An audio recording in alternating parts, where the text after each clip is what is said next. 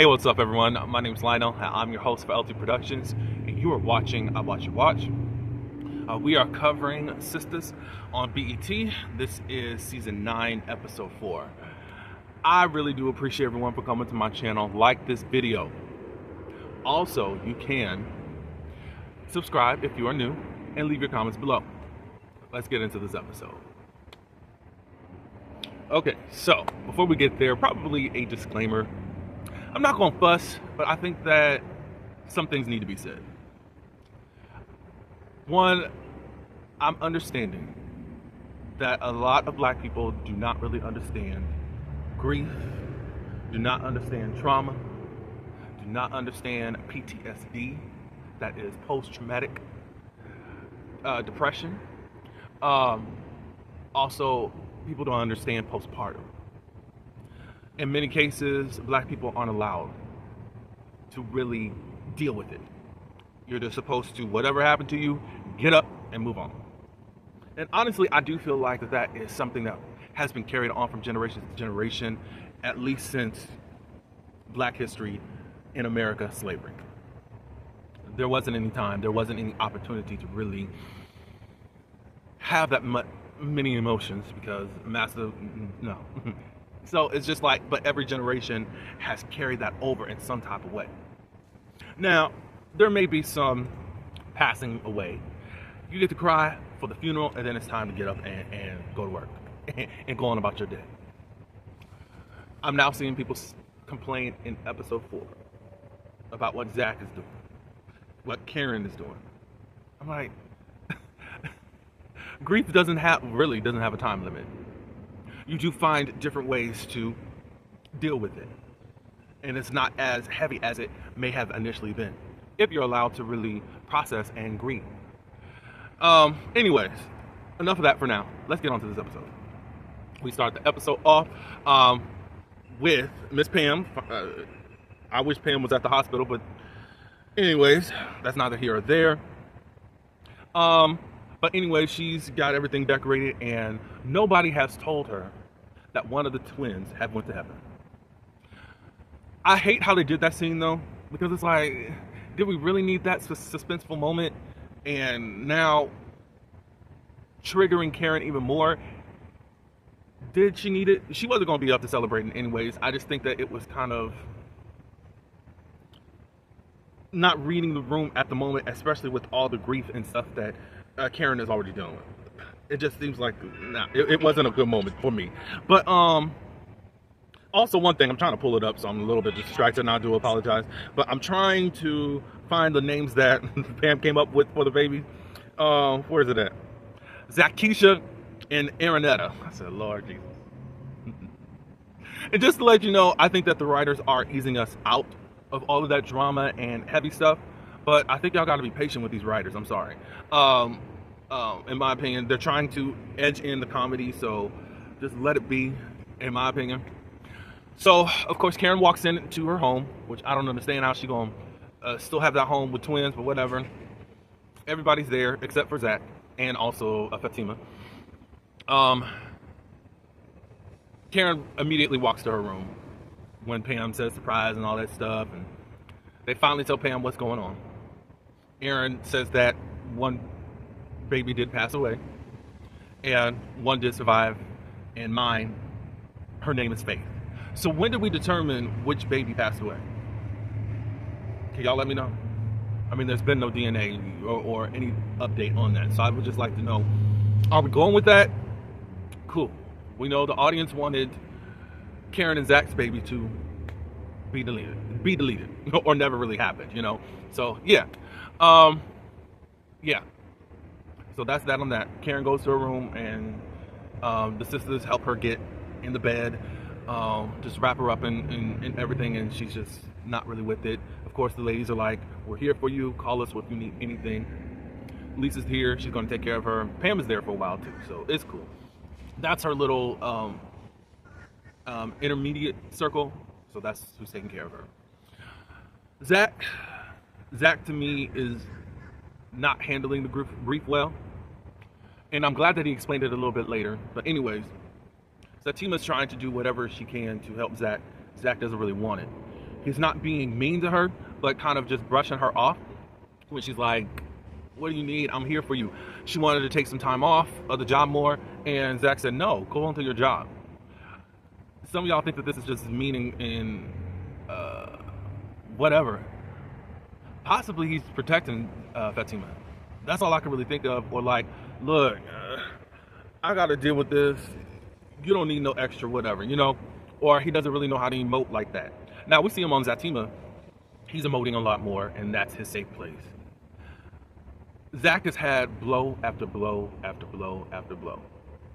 If you look at Zatima and what's been going on this show, and it's a lot. And right now I'm ready to cry because I understand that feeling when you have that blow after blow. So I'm looking at Zach. It's like almost every 5 seconds he's ready to just break down, and he's trying to hold it together for his family, for Fatima. Fatima was kind of blaming herself. Well, I think she said something later on. Did she say? Oh, she said it to Zach. Like, is she blaming herself? Like, oh, maybe if I should have got Karen to the hospital. I mean, no, nothing against Karen, but I mean, why was Karen at your place in the first place? You couldn't stop a blackout. You couldn't, per se, just stop or know that there was a bad treatment with the medical attention at the hospital that you got, with the medical staff. So, no, but those are regular questions that people have in their mind because they don't know what to do. You know, these are trauma responses. These are guilt responses that you put on yourself because you hate what has happened. No, Fatima, you really took care of her as much as possible and even fought for her as much as you could. So, no. Fatima goes on to work. Aaron comes over. He brings over donuts. And it's cool that things are finally smoothing out for these dudes. I think it's not the time to keep fighting. What are we fighting over? If we're really, whatever. There's a baby gone. Some people feel like Aaron was over there to gloat. My baby's here and yours is not here. I don't know. That's not what I think that the goal of the writers are doing. And he sits here and he just says, you know, look, I'm dealing with this, that. It's a lot to handle. And he ends up embracing Aaron. I think they ended up hugging, which I thought was very cool. And people are saying, well, why wasn't it Fatima? It's another guy. When have you seen Zach emote with another guy? Let this stuff happen. Let it be natural. Zach has become a new person and is emerging into something else. Can y'all let people like be molded and transform and not have everything together and have all the right answers up front? Please, y'all, please. But anyways, I'm sorry. Maybe I shouldn't have watched stuff on social media, but y'all are too much. Let's skip over to the bank for a little bit. Maurice and Paige. It looks like Maurice and Paige have formed a sort of alliance. Paige does say some problematic things, but she's learning. It's slipping out. That's how they're playing it. And she's learning how to talk with black people and all that good stuff. So I'm glad that wasn't fake when she said what she said to Karen last season. So cool. So there's some funny moments. Of course, Maurice is being rude to the customers and all that. And then Paige was like, you know, remember when we said that we were going to tell each other when we think that each other are rude? Or whatnot? And Maurice said, I only was talking about you in a more proper tone and vernacular. That is how Maurice is speaking to her. But anyways, she said, well, yeah, you know, that was rude.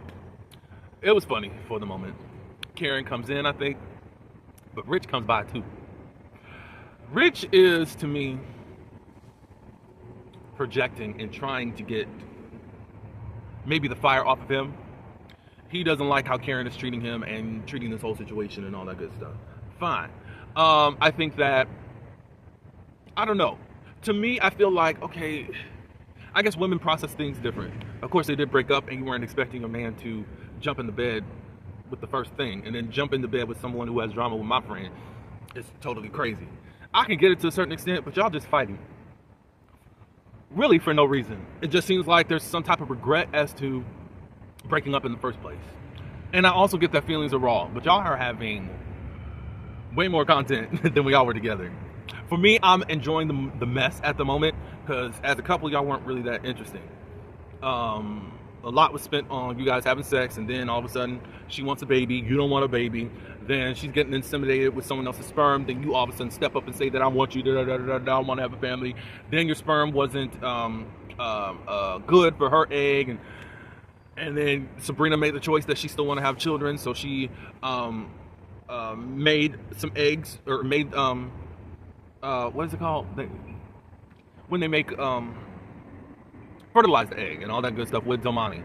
And then now he's starting to lie and saying that Karen was off with Domani having sex or whatever, and they weren't even not together at the time. I think that they were still together, I think, at that point. But it's like you're lying to try to make what you're doing is better. Personally, I don't care. But it feels like, well, whatever Sabrina's going through, she feels it and she's hurt by it. But they're having their fight and all that good stuff. I have no clue why this next part happened. Penelope came in, and Maurice is reading her down, and Paige got his back. I said, cool, that's cool. But Karen's like, don't you see what's going on? Which I can see the circumstances, but it's like, it's a little bit of a reach as to what Penelope's doing. And I'm really trying to figure out why Penelope's still here. I love the actress, all that good stuff. I just like, okay. What was I gonna say?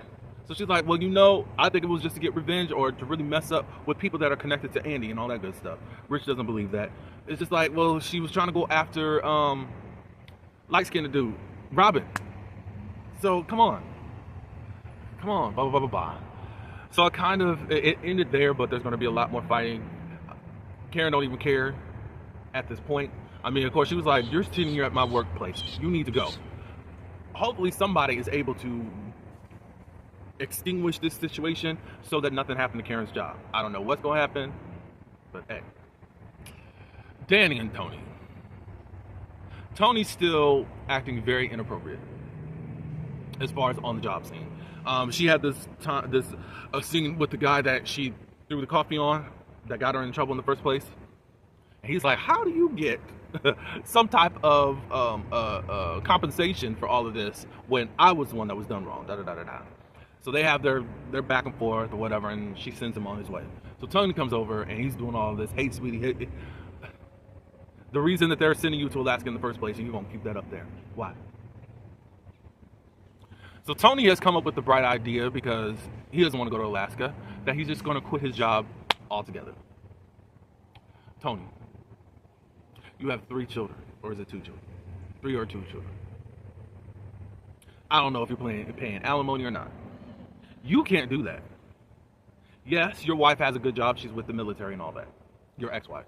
I think that this is just really stupid of you. I mean, apply at different jobs or whatever. Hopefully there's no bad mark on you or whatever. But it's just like, sir, just to stay here with Danny, it's a little bit too much of a stretch. Back to, okay, Fatima goes to her job. Andy's already there. Andy and Hayden have another back and forth type of situation, and I don't understand why Hayden is still talking to Andy the way that he is, because she is his subordinate. That doesn't make any sense to me. But anyways, he's like, have you spoken to Gary and all that? Like, no, I haven't. Da da da da da. He checks her hand to see if there was any type of powder smoke. And I think Andy said you would know, or Gary would know, as far as the powder smoke, as far as the drugs and stuff that he was doing. Hayden started naming off all the men that Andy has, and then she turns it back around. Well, how many men has Tamara got? I said, okay, get him, Andy, or whatever. So Fatima comes in, and they finally share. Apparently, Andy knows about the baby. Aaron also knows about the baby and knows that it's a girl. That's interesting. Some people feel like Fatima is the extra on this show. And at the moment, it looks that way. I'm just going to give it that. If by episode 10 it's the same way, then okay, go on and complain. But y'all just so different. So they talk about Andy. And finally she opens up at how she is dealing with the PTSD and what happened with her with Hudson and all that. I said, thank you for not ignoring that, writers, because it's just like, no, we're not going to move on from this. This stuff happens not every day, but it happens a lot. And let's see it. Let's talk about it. Than just a one episode or one scene little bit. No, this stuff really lives with us, and even in us dealing with it, It don't have to be all season long, but let's go on a path. Let's go on a journey. So I was cool with it. Back at Karen's. Karen does not want to breastfeed. Karen just wants to lay there. Karen just wants to be asleep because that is the only way that she doesn't feel the pain that she feels. I understand that feeling.